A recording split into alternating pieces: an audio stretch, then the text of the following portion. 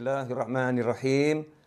Alhamdulillahirabbil alamin. Allahumma shalli wa sallim ala sayyidina Muhammadin miftahi babi rahmatillah adada ma fi ilmillah salatan wa salaman daimaini bidawami mulkillah wa ala alihi wa sahbihi. Assalamualaikum warahmatullahi wabarakatuh. Teman-teman semuanya, kaum muslimin dan muslimat dimanapun berada, alhamdulillah kita berada di tahun baru 1442 Hijriah.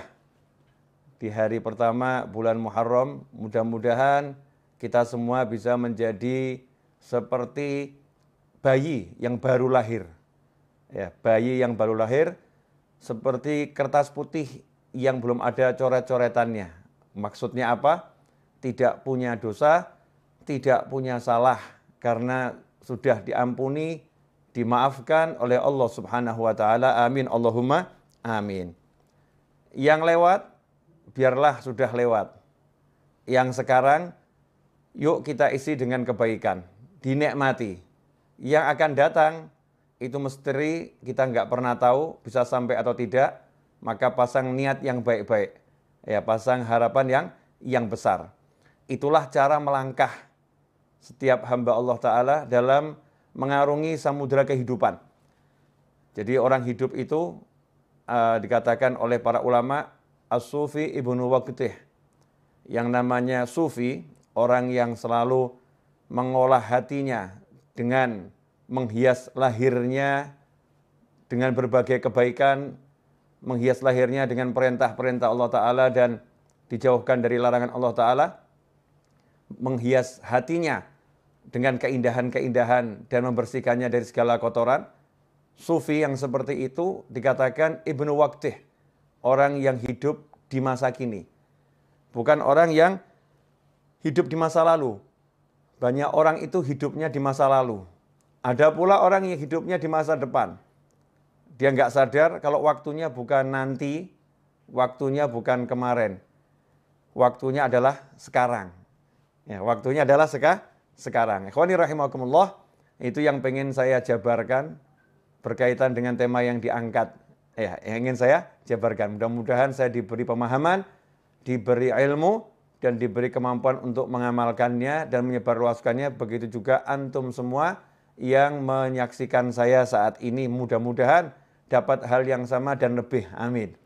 Ikhwani rahimakumullah, hidup bukan untuk berada di masa lalu. Jadi masa lalu itu cukup disadari, yang baik sekarang kita syukuri, yang buruk kita istighfari, minta ampun sama Allah Subhanahu wa taala. Caranya apa? Dengan menikmati masa sekarang. Jadi jangan sampai masa sekarang hanya untuk menyesali masa lalu.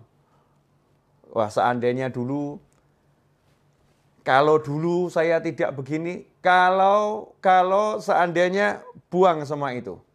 Yang ada adalah sekarang, saat ini.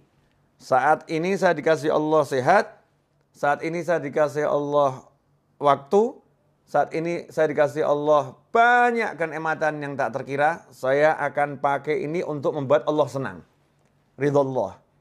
Untuk membuat Allah senang dengan saya, membuat Allah cinta kepada saya. Kalau kita hidupnya seperti itu, mensyukuri yang ada saat ini, otomatis hal-hal yang buruk di masa lampau itu akan sirna dengan sendirinya. Karena orang yang syukur, orang yang mensyukuri keadaannya sekarang, maka oleh Allah Subhanahu wa taala akan diberi tambahan nikmat, dan tambahan nikmat. Di antara tambahan nikmat yang paling besar itu adalah bisa taat dan bisa jauh dari maksiat. Itu tambahan nikmat yang paling besar. Bisa taat dan bisa jauh dari maksiat. Dosanya yang lampau otomatis diampuni oleh Allah Subhanahu wa taala karena Allah senang sama dia. La in syakartum la azidannakum wa la in kafartum inna adzabi lasyadid. Kalau orang yang kufur nikmat dikatakan siksanya pedih. Kalau orang yang mau mensyukuri nikmat, maka ditambah nikmat. Ditambah nikmat ya otomatis dosanya dihapus. Karena orang punya dosa kan bukan dalam nikmat, tapi dalam azab. Ya, dalam azab. Karena itu fokusnya sekarang, saat ini. Saat ini saya harus ngapain ya? Saat ini harus ngapain? Saat ini saya harus apa? Daripada mikir yang panjang-panjang, kalau saat ini lagi berada di hadapan orang tua, nikmati orang tua. Jangan di hadapan orang tua, mikirin yang di luar. Sehingga kehilangan waktu untuk taat. Karena waktunya sekarang lagi bersama orang tua, di hadapan orang tua, duduk sama orang tua, harus ngapain? Jalankan perintah Allah kepadamu terhadap orang tuamu. Perintah Allah kepada kita terhadap orang tua kita. Oh, kita harus memandangnya dengan cinta. Oh, mendengarkan ucapannya dengan sayang. Oh, saya harus ngomong dia dengan lemah lembut, gak boleh ngomong kasar. Oh, saya harus menyabarkan diri saya untuk duduk bersama orang tua saya. Ya, kalau udah begitu akan ditambah nikmat. Kalau nanti kita punya rencana bisnis setelah duduk sama orang tua, kalau nanti kita punya rencana apapun setelah duduk sama orang tua, nanti itu akan dibereskan dengan berkat yang sekarang ini kita syukuri. Yang sekarang kita syukuri, yang nanti dibereskan sama Allah Subhanahu wa taala, la azidannakum. Pasti aku tambah nikmat. Nah, ini ndak lagi sholat, sekarang waktunya sholat, mikirnya harusnya sholat. Waktunya sholat, mikirnya makan. Nanti saya habis sholat, saya mau keluar, saya mau pergi ke restoran ini. Saya mau ketemu sama teman-teman saya mau makan di warung sana. Nanti habis sholat, saya mau cari di menu, ya warung-warung online. Ya. Ada warung online banyak, restoran online, saya mau cari menunya apa, habis sholat. Tapi mikirnya dalam sholat. Sehingga kehilangan waktu sholat, nikmat sholat. Nah, begitu pula ketika duduk bersama pasangan hidup. Masya Allah. Ada suamimu, ada istrimu. Duduk bersama, asyik. Gak usah ngobrolin orang lain. Yang aneh itu ketika duduk bersama ngomongkan orang lain. Ya, kecuali kalau obrolan itu obrolan yang bawa kebaikan. Artinya ngomongkan yang baik-baik. Lagi belajar bersama, kita ngobrolkan kebaikan orang lain untuk dicontoh. Tapi gak usah ngobrolin hal-hal yang gak enak yang dialami orang lain atau gak enak tentang orang lain. Sehingga kehilangan kenikmatan ngobrol dengan dirinya berdua. Yang lebih aneh, duduk bersama pasangan tapi ngobrolnya sama handphone. Ya, ngobrolnya sama handphone. Kehilangan kenikmatan saat ini. Saat ini lagi ngapain? Lagi duduk sama pasangan hidup saya. Ya udah, duduk dinikmati bersama pasangannya. Caranya bagaimana? Ajak ngobrol tentang ilmunya Allah Subhanahu wa taala.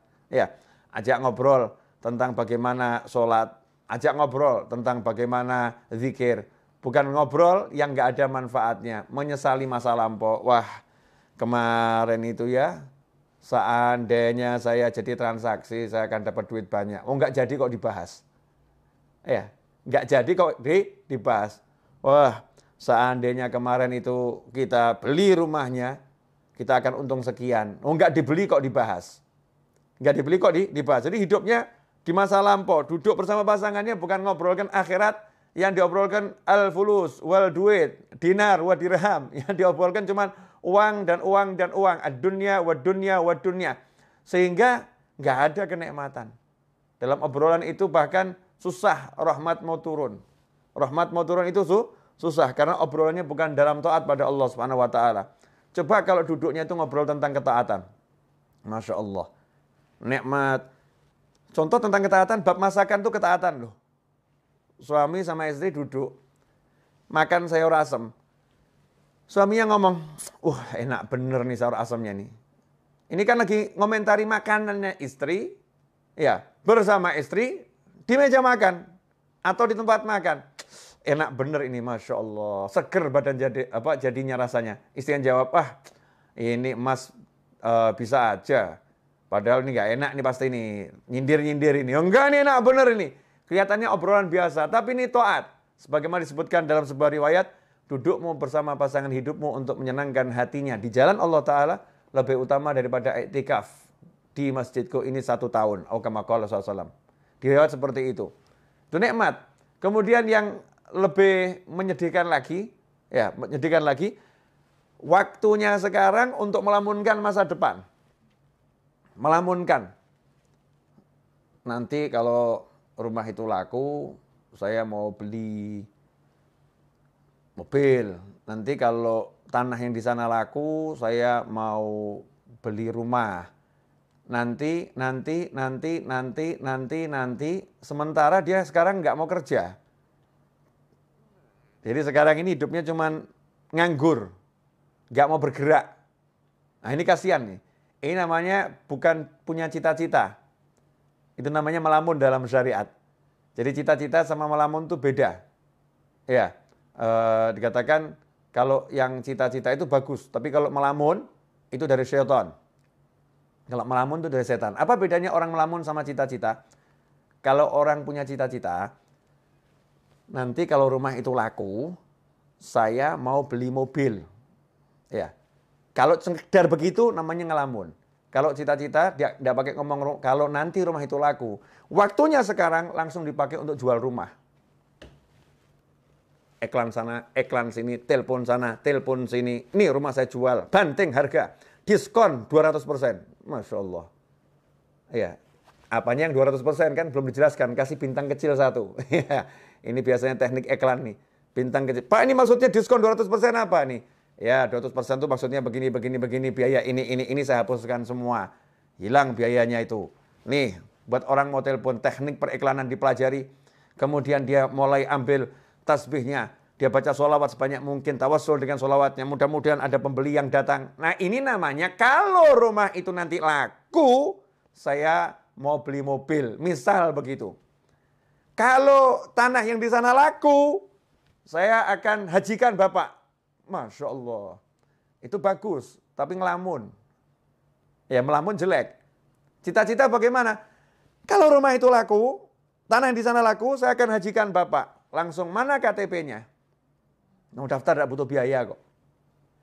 Mana KTP-nya? Diurus semuanya, udah bergerak nih ngurus. Kemudian mulai proses menjual di sana. Itu namanya bukan duduk melamun. Tapi orang punya cita-cita. Itulah niat.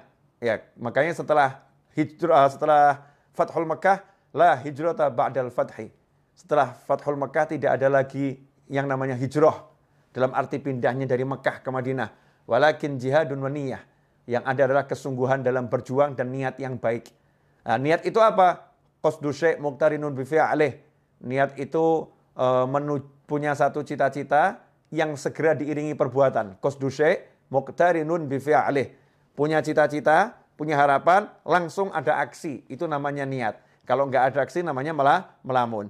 Nah di tahun yang baru ini, jangan kita jadi orang yang sibuk melamun. Tapi jadilah orang yang sibuk beraksi. Jadilah orang yang sibuk mewujudkan cita-cita. Ya, cita-citanya mulai diwujudkan dengan apapun yang bisa, sebisanya. Karena itu tadi dalam profile picture saya dikatakan hidup bukan untuk dipikiri. Ya. Bukan cuma mikiri hidup kok seperti ini ya, punya suami kok kayak gitu ya, punya istri kok seperti itu ya. Nggak nyelesain masalah. Ngomong kan yang nggak enak, itu membuat semakin tidak enak. Memperbincangkan yang jelek, membuat semakin jelek. Memperbincangkan yang negatif, menjadi energi yang negatif. Ngomong yang baik-baik, maka menjadi yang baik. Ini yang ngomong bukan saya, yang ngomong Nabi Muhammad SAW. Man kana yu'minu billahi wal yaumil akhir, fal yaqul khairan au liyasmut. Barang siapa iman, percaya. Man kana yu'minu billahi wal yaumil akhir. Kepada Allah dan hari akhir, fal yaqul khairan. Hendaknya dia ngomong yang baik. Ngomong yang baik. Kalau tidak bisa, diam saja. Bahkan sampai komentari makanan yang nggak enak itu nggak boleh. Kalau suka, makan. Ya. Kalau suka makan, kalau enak itu dikomentari yang positif. Kalau nggak enak, diam, nggak usah dimakan. Dan diam jangan dikomentari. Karena mengomentari makanan yang nggak enak itu nggak boleh. Yang mencela makanan itu nggak boleh. Tapi Habib, saya pengen ini masakannya jadi enak. Ini makanannya nggak enak. Gimana cara komentarinya? Ya, komentari yang cerdas, yang sesuai syariat. Caranya gimana? Makanan ini enaknya luar biasa. Kalau garamnya dinaikkan sedikit. Ya. Garamnya tambah sedikit, enaknya luar biasa. Positif, bukan hal yang negatif. Itu yang diajarkan Nabi Muhammad SAW. Rasul nggak suka kita ngomong yang negatif, ngomong yang jelek-jelek, ngomong yang buruk-buruk. Ngomong yang buruk mendatangkan keburukan. Ngomong yang jelek mendatangkan kejelekan. Suasananya nggak enak, ruhaniyahnya nggak enak. Karena itu ikhwani rahimakumullah, hidup bukan untuk dipikiri. Mikirin yang kemarin-kemarin apalagi, Masya Allah. Kemarin saya kok sholat subuhnya terlambat ya. dulu ya sholat subuhnya terlambat. Mikirin doang. Mikirin tok. Ya, nggak ada manfaatnya. Bukan begitu caranya. Caranya apa? Cukup dengan satu kalimat dalam hati, kemarin saya banyak dosa, sekarang saya mau banyak taat, selesai. Jadi bukan waktunya habis untuk mikir kemarin kok sholat subuh begini ya, kemarin ya sholat zuhurnya begini ya, kemarin mikir aja. Waktunya mikir yang tadi itu, kalau udah untuk aksi, Masya Allah. Langsung dia banyak sholat sunnahnya. Ditanya sama orang, kenapa kamu banyak sholat sunnah? Wah, sholat saya yang dulu-dulu tidak beres nih. Ini sunnahnya buat nambah ini. Kemudian dia kodok sholatnya. Kodok. Kenapa kamu kodok sholatmu? Wah, dulu saya sering subuh nggak sholat ini. Sekarang saya mau kodok sekarang ini. Saya mau kodok sekarang. Jadi bukan hidup dalam lamunan, tapi hidup dalam aksi. Kalau udah hidup kita dalam aksi ketaatan, maka hidup itu akan penuh dengan kenikmatan. Kalau hidup dalam aksi ketaatan, maka hidupnya akan penuh dalam kenikmatan. Karena itu para ulama mengatakan, nikmat yang kami rasakan dalam hati ini, nikmat yang kami rasakan dalam hati, kalau para bisnismen, para raja, para penguasa mengerti nikmat yang kami rasakan, mereka akan berjuang untuk merebutnya dari kami dengan apapun yang bisa mereka lakukan. Kalau tahu ya, mereka akan merebutnya dengan apapun yang bisa mereka lakukan. Ya, tapi karena mereka nggak tahu, dan toh kalau tahu juga nggak bisa. Kenapa? Tempatnya di hati. Gimana mau merebut hati? Susah. Yang di hati mau diambil tuh susah, nggak bisa. Bisanya dengan cara melakukan hal yang sama. Kalau mau merasakan nikmat yang dimiliki oleh para aulia usholihin, nikmat yang dimiliki orang-orang soleh, ya tiru aja yang dilakukan orang-orang soleh. Nikmati apa yang dinikmati orang-orang soleh. Orang soleh nikmatnya duduk berzikir, tiru duduk berzikir. Orang soleh nikmatnya duduk baca Al-Quran, tiru duduk baca Al-Quran. Orang soleh nikmatnya duduk cari ilmu, tiru duduk cari ilmu. Orang soleh nikmatnya bersedekah, tiru ya hidup bersedekah. Orang soleh nikmatnya membantu orang lain, tiru bantu orang lain. Dan seterusnya dan seterusnya. Nanti Allah Ta'ala akan memberi kita rasa nikmat seperti beliau-beliau. Dan ketika kita mencontoh pun udah ada nikmatnya. Naik kadarnya, naik kadarnya, naik kadarnya. Dan terus akan semakin besar. Ikhwani rahimakumullah. Tentunya dalam menjalani hidup itu bukan untuk dipikiri tapi dijalani. Bukan berarti kemudian mulus. Dalam menjalani hidup, namanya juga manusia. Menjalani hidup pasti ada musuh. Nggak mungkin nggak punya musuh. Lantas siapa musuhnya? Jangan salah. Jangan menganggap manusia itu musuh. Karena manusia itu semuanya bersaudara. Semuanya kalau ditanya, kamu anak cucu siapa? Kami Bani Adam, anak cucu Adam. Semuanya saudara. Ya, manusia itu semuanya bersaudara. Memang tingkat persaudaraannya beda-beda. Tapi pada aslinya semua manusia bersaudara. Musuhnya manusia itu adalah siapa? Ya, wahfadil qalba an yulima bihi syaitan wan nafsu wal hawa wad daniyah. Pertama setan, kedua nafsu, yang ketiga hawa alias ego, yang keempat daniyah, dunia. Itu musuhnya manusia. Setan, nafsu, hawa, dunia. Setan jelas nggak kelihatan. Kadang-kadang setannya juga menjelma jadi manusia, betul-betul menjelma jadi manusia. Kadang-kadang, dan itu sering, setannya menggunakan manusia, masuk dalam tubuhnya manusia, berbicara sebagai manusia, bertindak sebagai manusia, menulis sebagai manusia, padahal semua itu setan yang melakukannya, setan yang mengontrolnya, setan yang berbuatnya. Itu musuh yang pertama. Kemudian nafsu. Nafsu itu adalah kendaraan. Karena nafsu adalah keinginan. Kalau nggak punya nafsu, bahaya. Nggak punya nafsu makan, nggak punya nafsu minum, nggak punya nafsu hidup, repot tuh. Jadinya putus asa. Nafsu itu untuk dikendalikan. Dia kendaraan, dikendalikan. Kalau nafsu dituruti, jadi musuh. Makan, pengen makan. Makan terus, jadi musuh, jadi penyakit. Ya. Kemudian nafsu-nafsu yang lain. Kalau diturutin, jadi maksiat. Naudzubillah min dzalik. Makanya dikendalikan. Hawa.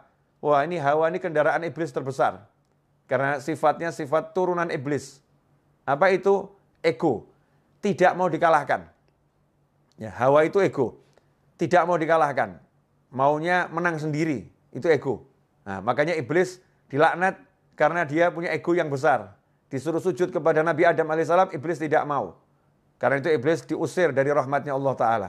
dibuang dari rahmatnya Allah Ta'ala, nggak dapat rahmatnya Allah Ta'ala. Karena itu dikatakan iblis dilaknat. Kenapa? Karena dengan egonya dia nggak mau sujud, dia sombong kepada Allah Subhanahu Wa Ta'ala.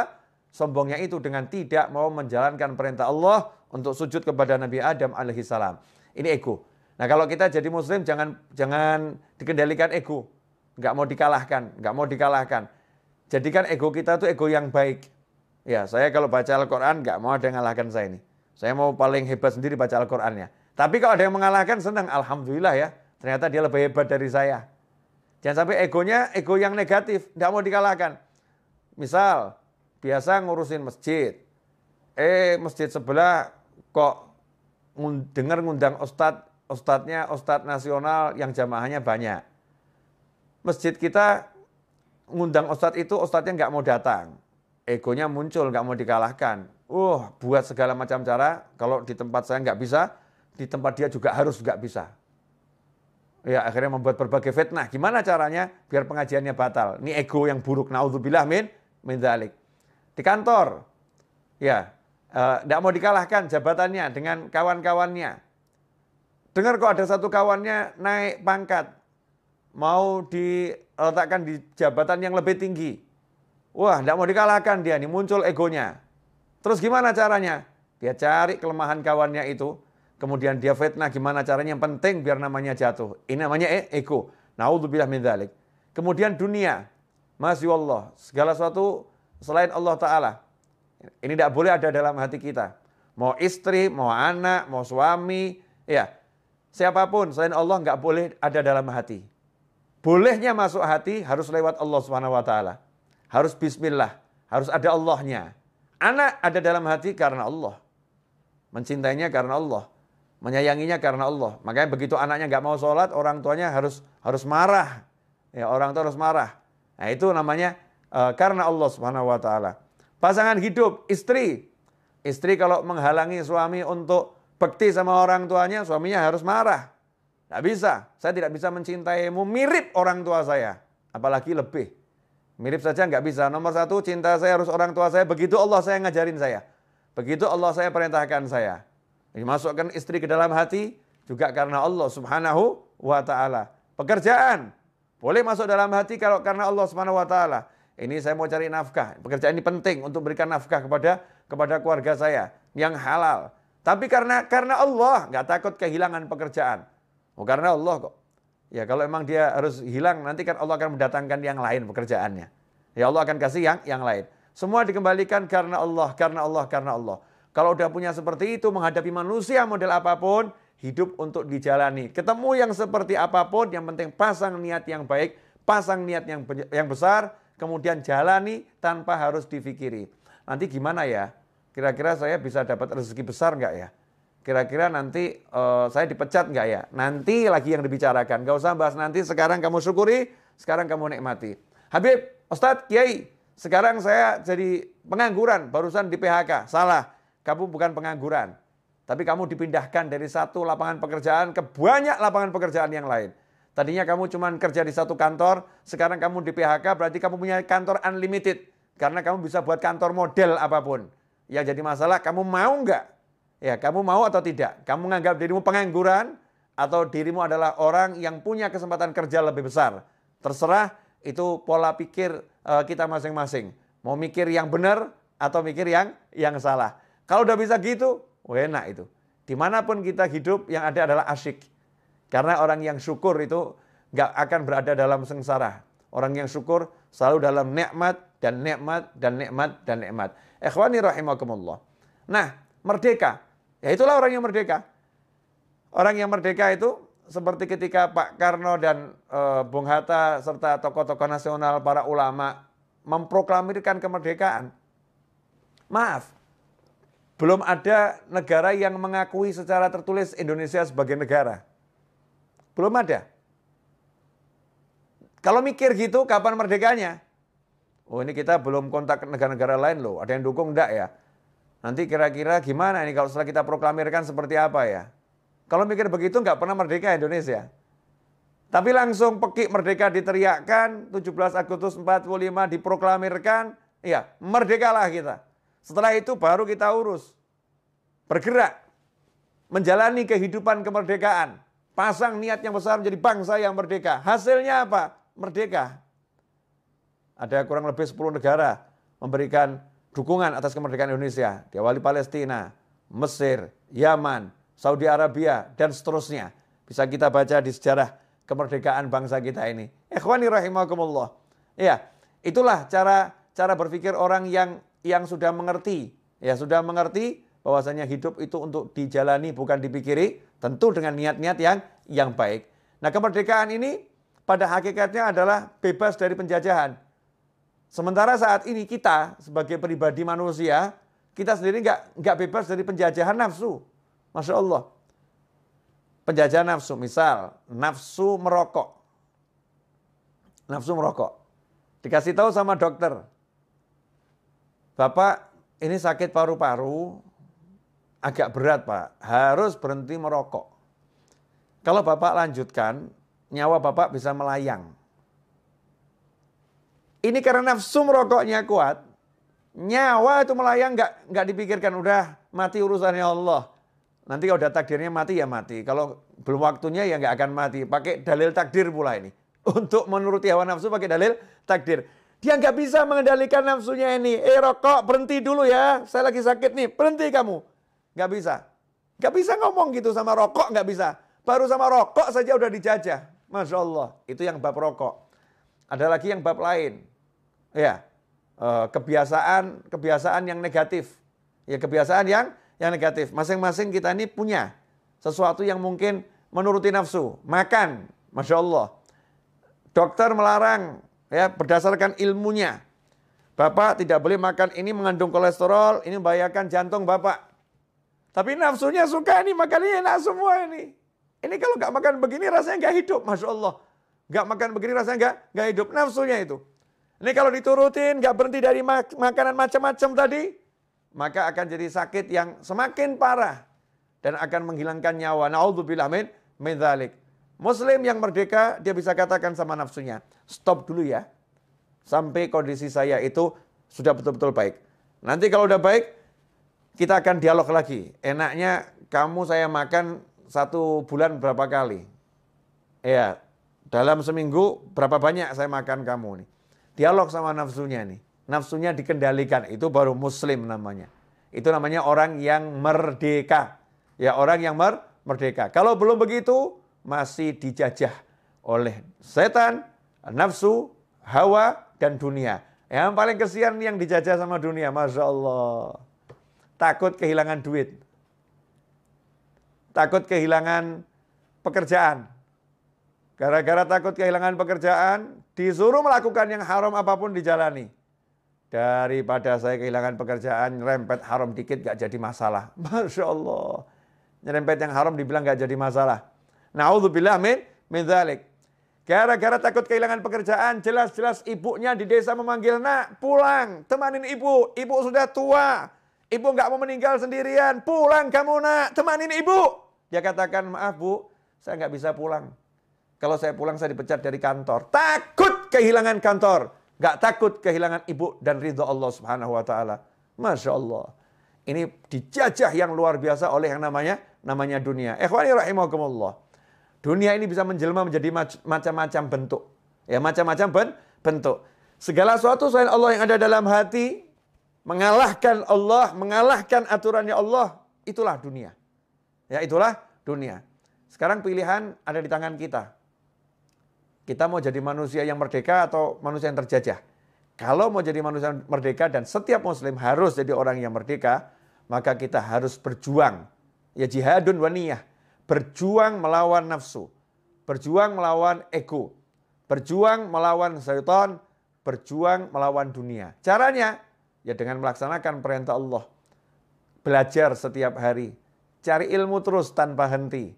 Nabi Musa pun gak pernah berhenti cari ilmu. Walaupun udah menjadi Rasul, kalimullah, yang diajak bicara langsung oleh Allah Subhanahu wa ta'ala. Nabi Muhammad SAW tidak pernah berhenti minta tambahan ilmu. Walaupun ilmu beliau adalah ilmu langsung dari Allah Subhanahu wa ta'ala. Ya, yang Allah katakan diwahyukan. Kalau bicara Rasulullah semuanya itu wahyu ada dalam hati Nabi Muhammad SAW. Rasul masih suruh minta terus sama Allah. Wa qur rabbi zidni ilma. Ya Allah, berilah aku tambahan ilmu. Ikhwani rahimakumullah. Karena itu dalam mengisi kemerdekaan dan mengisi sisa-sisa waktu yang kita miliki dalam perjalanan hidup sampai nanti akhir usia, maka tidak ada yang lebih baik daripada mengisinya dengan ilmu dan amal soleh. Ilmu dan amal soleh. Insya Allah kalau begitu, hidup kita akan penuh dengan ketenangan, kenyamanan, dan kebahagiaan. Jazakumullah khairan. Ini yang bisa saya sampaikan. Waktu saya keselebihnya saya kembalikan kepada yang